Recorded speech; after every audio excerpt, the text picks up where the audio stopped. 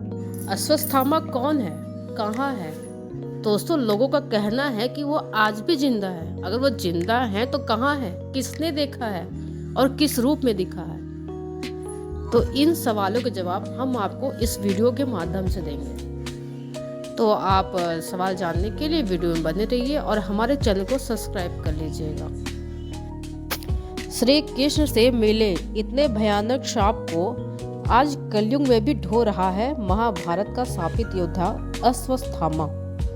महाभारत की कहानी के अनुसार श्री कृष्ण ने अश्वत्थामा को इतना भयानक श्राप दिया था जिसे अश्वत्थामा आज कलयुग में भी ढो रहे हैं। पांडवों के पुत्र को मारने के बाद साथ अश्वत्थामा ने उत्तरा और अभिमन्यु के गर्भस्थ शिशु को मारने का प्रयास भी किया था, जिसके कारण कृष्ण जी ने अश्वत्थामा को श्राप दिया था।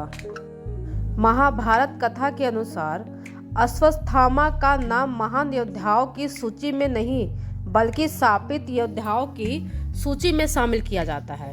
इसका सबसे बड़ा कारण यह है कि अश्वत्थामा ने एक ऐसा पाप किया था जो किसी भी योद्धा को महान नहीं बल्कि कायरता की श्रेणी में खड़ा कर देता है। असल में अश्वत्थामा ने रणभूमि के बाहर एक ऐसा पाप किया था जिसे अमानवीय भी माना जाता है। द्रौपदी के 5 पुत्रों का वध करने वाले अश्वत्थामा को स्वयं श्री कृष्ण ने श्राप दिया। अश्वत्थामा को कलयुग के अंत तक भटकने का श्राप मिला था। इसी श्राप के आधार पर आज भी माना जाता है कि अश्वत्थामा आज भी जंगलों में अपने घाव के साथ भटकते हुए शापित जीवन बिता रहे हैं। आइए जानते हैं महाभारत के शापित योद्धा अश्वत्थामा की कहानी। पांडवों ने छल का सहारा लेकर गुरु द्रोणाचार्य का वध किया। वास्तव में गुरु द्रोणाचार्य को कई दिव्यास्त्रों को चलाने का ज्ञान था। कई महान योद्धाओं को प्रशिक्षित करने वाले गुरु द्रोण भी महान योद्धा थे। उन्हें सरलता से हराया नहीं जा सकता था।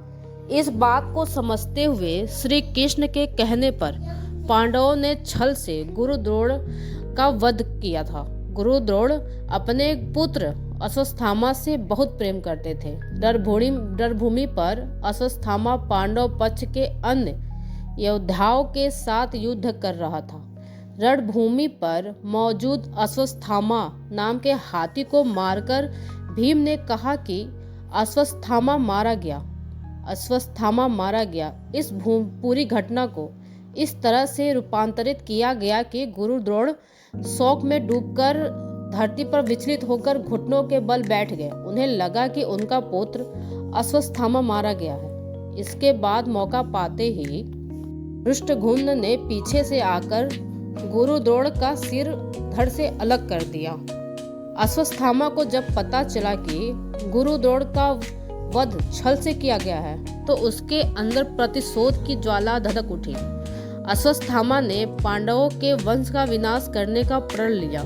इसके बाद अश्वत्थामा ने पांडव सेना पर नारायण शास्त्र से प्रहार किया, लेकिन श्री कृष्ण ने पांडवों सहित सभी योद्धाओं को बचा लिया। इसके बाद अश्वत्थामा का क्रोध यहाँ ही शांत नहीं हुआ बल्कि उसने पांडवों के शिविर में जाकर पांडवों को निद्रा में ही मारने की योजना बनाई। लेकिन उस रात शिविर में द्रौपदी के 5 पुत्र अपनी मां और पांडवों से मिलने आई थी। जब ये 5 बालक नींद में सो रहे थे तो अश्वत्थामा 5 का वध कर दिया।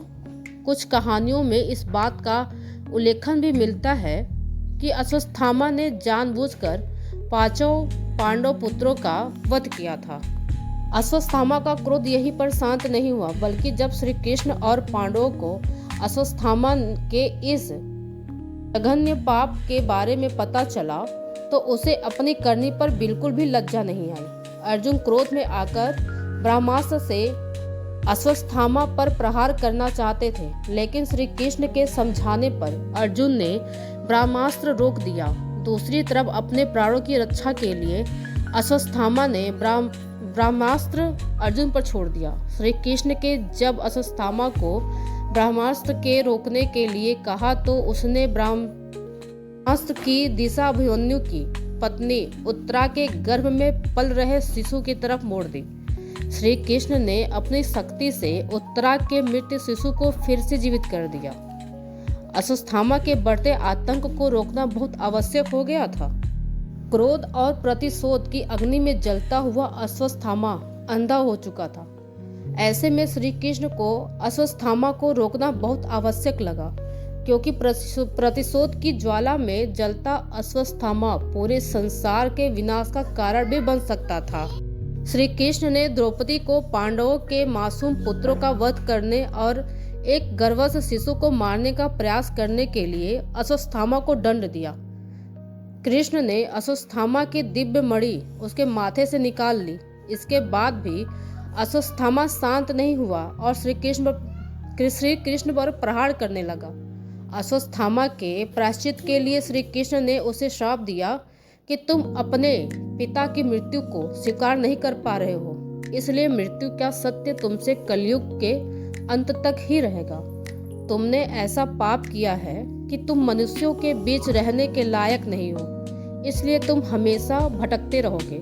तुम्हारा शरीर लघु और गंध से भरा रहेगा, जिससे तुम्हें अपने पाप याद आएंगे।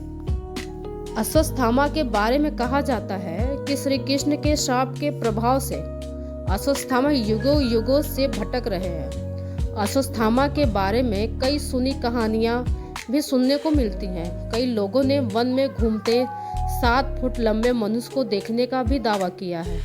इस मनुष्य के शरीर से टपकता रहता है लहू और दूर से ही गंध आती है। हालांकि इन दावों में कितनी सच्चाई है इसकी पुष्टि नहीं की जा सकती, लेकिन महाभारत की कथा के अनुसार श्री कृष्ण ने अश्वत्थामा को कलयुग के अंत तक भटकने का श्राप जरूर दिया था। दोस्तों, हम आपको ये बता दें कि अश्वत्थामा को आमतौर पर असीरगढ़ के किले में देखा जाने की बात कही जाती है, जो मध्य प्रदेश के बुरहानपुर जिले में स्थित है। कुछ लोगों का यह भी मानना है कि वे विंध्याचल की पहाड़ियों में भी देखे जाते हैं, जहां खोदरा महादेव का मंदिर है, जिसे अश्वत्थामा की तपस्स्थली मानी जाती है।